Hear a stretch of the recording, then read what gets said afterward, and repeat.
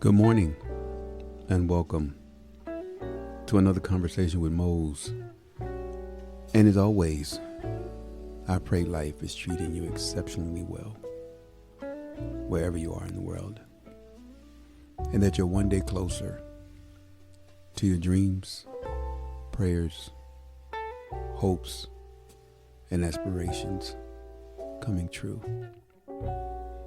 Today I'm going to do something a little different. Well, not that different, but I decided to do a quote from someone I'm discovering that I was recently introduced to by my partner. Her name is Zora Neale Hurston. And the quote is, "If you are silent about your pain, they'll kill you and say you enjoyed it."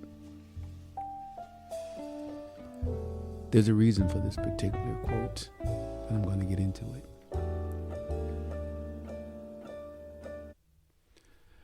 Today's subject matter for today is Speak Up, Black Man. Let me say it one more time. Speak up, black man. And of course, this could apply to anybody, not just black men. But I'm going to, of course, apply it to myself and where I am in my life and what's inspiring me right now. But I have to say, again, I've been very transparent about things that are going on in my world, what's inspiring me, what's moving me, what's motivating me. But what I like about that quote is I believe it. I do. And I believe there are times in your life where you have to speak up for yourself. I really, the silent people have to talk. And sometimes the loud people have to get quiet. And I really believe there are moments that we're pushed to speak up, or things are going to continue to happen. And it's not always good. It's not always easy to do. And I can honestly say, like I've said before, I didn't wake up like this. This was years of life experience that brought me to this place right at this particular moment in time. Even being confident enough to do podcasting, to be transparent, to be truthful with an audience and to myself. But I also find it very therapeutic to share, because I know that I'm not alone in this journey at all.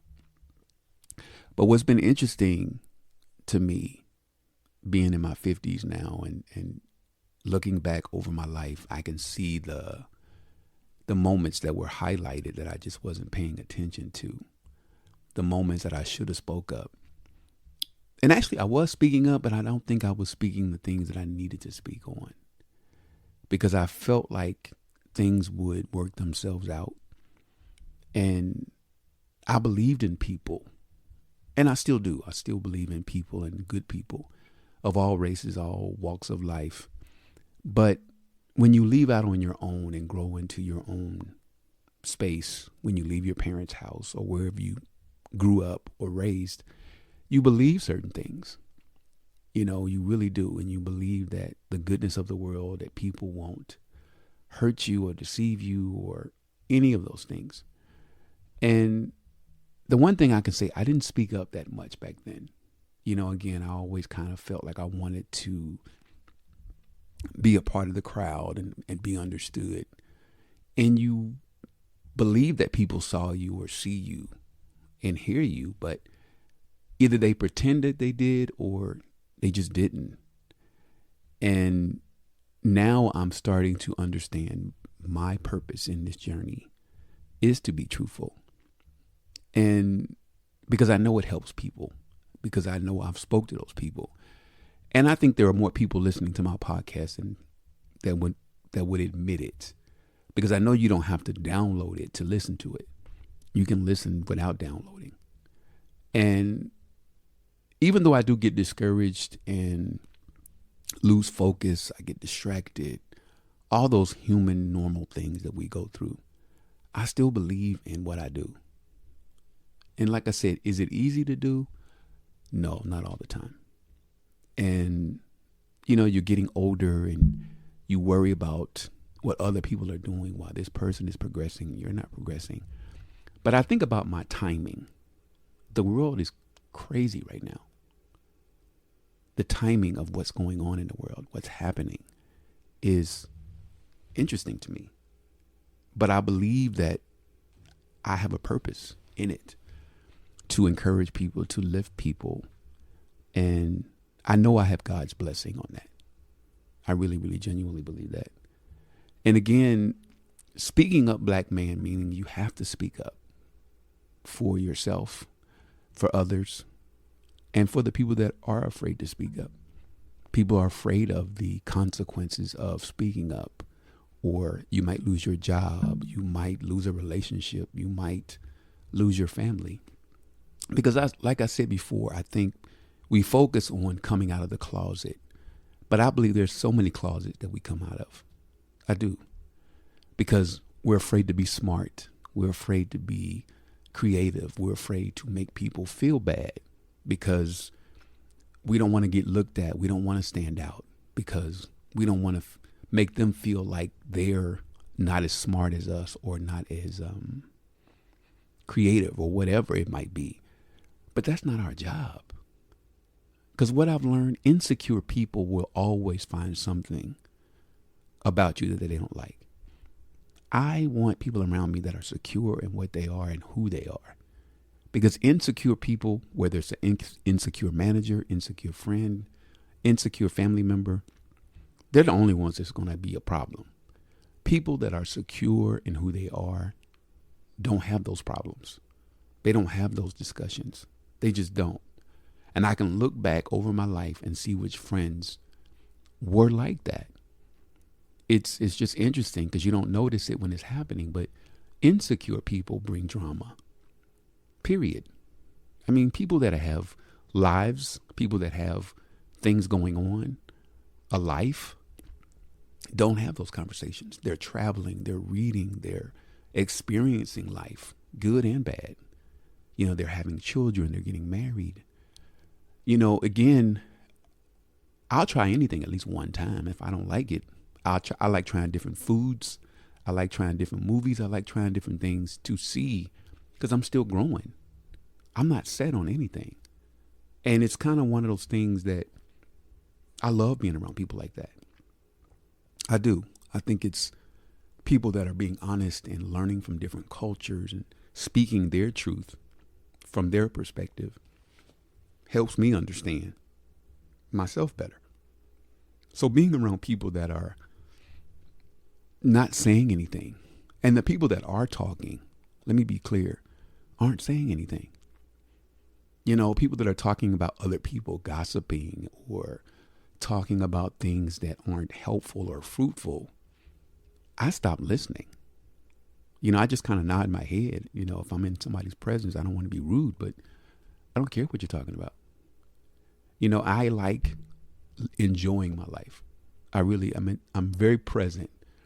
Despite whatever problems I might have, I've learned to be present in my life, to be where I am in that moment. You know, I'm not trying to be somewhere else. And speaking up is getting easier and easier to do. Now, there's some things that take time, because the one thing I know for sure is whether you're speaking your truth or hearing the truth, we always have to be prepared for whatever the answer is. So we can't always know how people are going to respond to us, and they're not going to know how we respond to them. But when I pray now faithfully, is that I'm prepared for whatever truth is, whatever that truth might be, even if it's something bad. Whether I'm speaking my own truth, understanding my truth, accepting it, or someone else's. Because not all truth is good. You know, you may want to know something that's good. It may be bad. You know, an opportunity that you wanted, or you want to know why people don't like you, or whatever it is. Are you prepared for the answer? And can you live with it? Is where I am. Because again, sometimes life is a chance. And what I've learned to quote Bob Marley, and I've mentioned this before, part of the code anyway. We have to learn who's worth fighting for. We do. First of all, we have to start with ourselves. We have to fight for ourselves first. Period. We got to come out the womb fighting for ourselves. Our sanity, our strength, our courage. That's a daily struggle. So we can't encourage somebody else to be strong and truthful or faithful if we're not honest with ourselves. Just like, for example, Lenny Kravitz was speaking his truth about being celibate. Actually, he inspired me when I was on my celibacy journey. I wrote a whole poem about it. I mean, I have books, I've spoken on it quite often. And people always say, how can he do that? Once you fall in love with yourself and you realize how sacred you are and how powerful you are, it's easy. It's easy to be faithful to yourself. That's what I call it. When you're being faithful to yourself, then you can be faithful to somebody else because you don't have to think about it. You know, why would you let anybody touch your body again that's not taking care of it, encouraging it, inspiring it, your mind, your body, and your soul? You know, we all go through our whole days when you just sex, and it's all about sex and getting off. And I get that. I totally do. But when you get to a space in your life, you don't have to be in your 50s. It can happen in any age. But especially men, we're not taught that our body is sacred, that our seed is sacred. You know, our specimen, our semen is sacred. It's not something you go around planting seeds. We are the seed of life. Men help bring life into the world.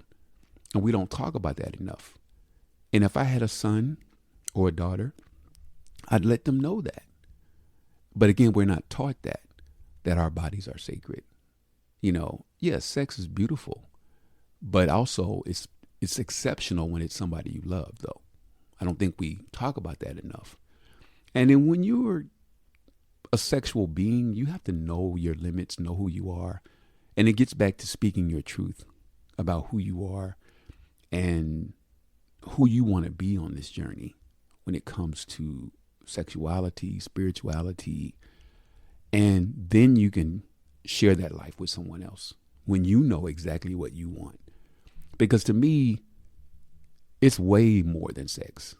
You know, sex is fleeting, doesn't last very long. And you can be sexually connected to somebody, but not be spiritually connected, not be on the same page. And I think we're just not taught. I mean, I know we're not taught that. So when you get to a place in your life where sex, of course, is always part of the equation, but it's not the equation. So I totally understood this man's perspective on sex and where he is in his life. And again, some things when you make up your mind become effortless. Just like I don't believe in dieting, you know, going on a diet. It's like a lifestyle change to me. I don't say diet. Like I eat, I know my body. So I just don't eat certain things, you know, and if I do, I don't overeat. So it's a lifestyle for me. You know, I'm not really a nutritionist or anything like that, but I know what works for my body and what doesn't. But I don't say diet. I don't weigh myself at all. And I'm learning to accept myself more and more. The aging process, you know, learning to see the lines and the wrinkles in my face. And I know I'm not a young man anymore, but I love who I am.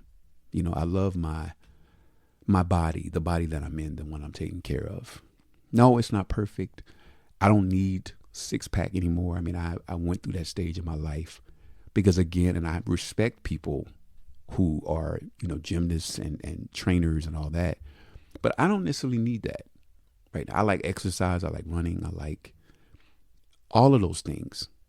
But the one space I'm in right now is exercising my mind, because I feel like I can do the running, I can jump, I can lift stuff, but I need to exercise my mind, feed it stuff, because I feel like I've been letting things enter my mind that shouldn't be there.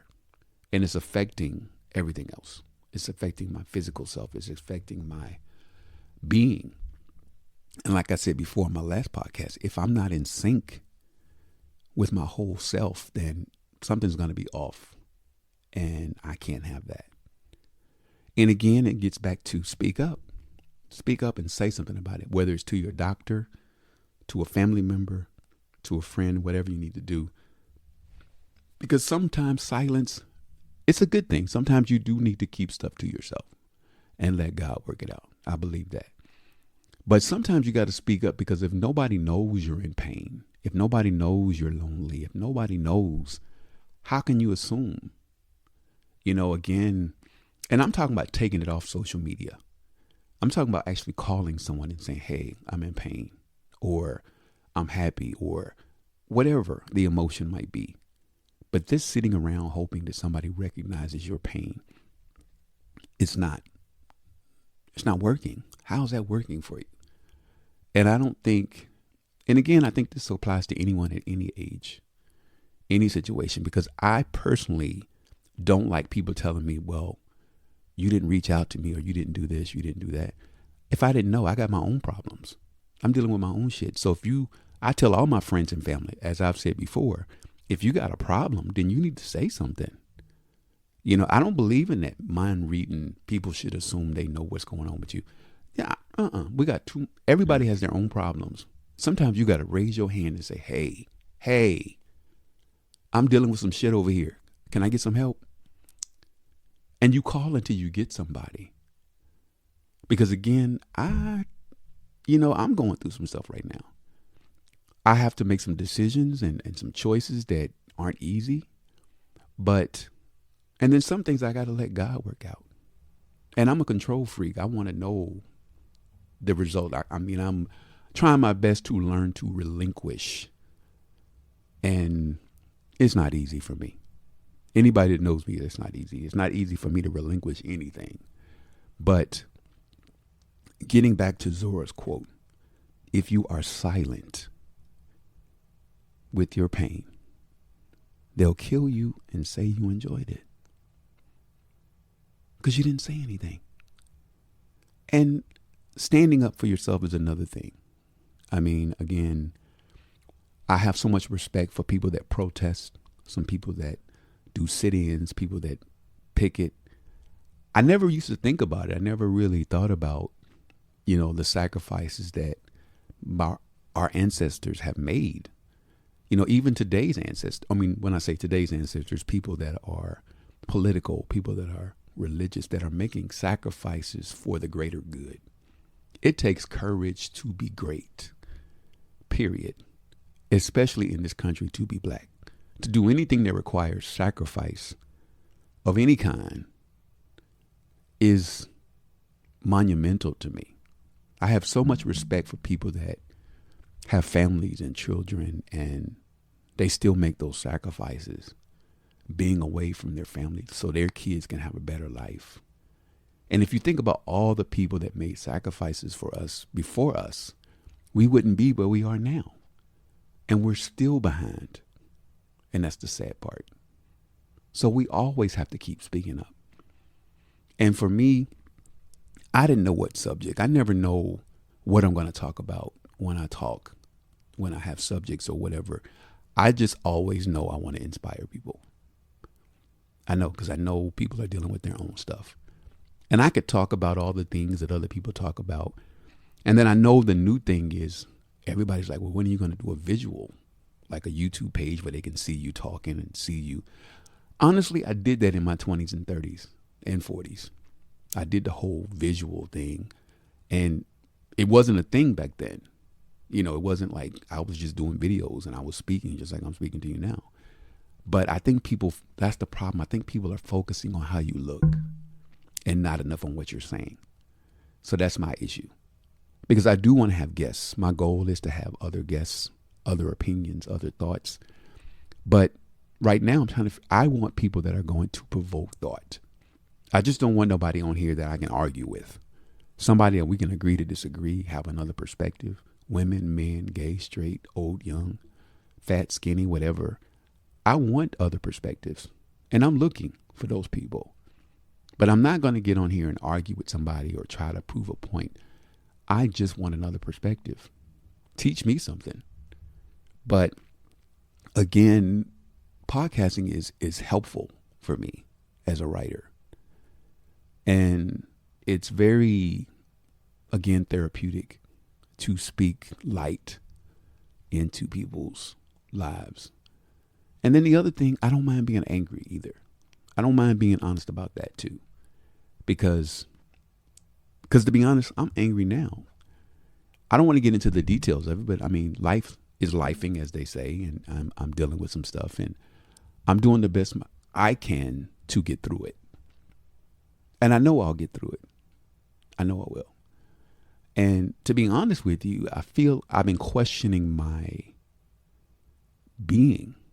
I've been so angry lately that I've lost myself in my anger. And that part bothers me the most because I know I'm a naturally happy person, giving, sharing. And I've been questioning that. Like, am I still that guy? Am I still the friendly guy? And I know that I am. I know that I am. And I have to use my dog, my partner and I's dog, Langston, as an example. This dog loves me unconditionally. And I know most people say that about dogs. Oh, your dog loves you unconditionally. But he does. He's probably one of the smartest dogs I've ever experienced in my life, even when I was a child. He never lets me get down. And every time he's seen me cry, and this dog has seen me cry, he always wants to lick my tears. He just automatically does it. He just goes right to my face and he starts licking anything that's coming down. And I think he doesn't understand the emotion, so he's not used to seeing me upset. But he automatically wants to cheer me up. And he doesn't want to wallow. He wants to go play. He wants to do something to get me up, happy again.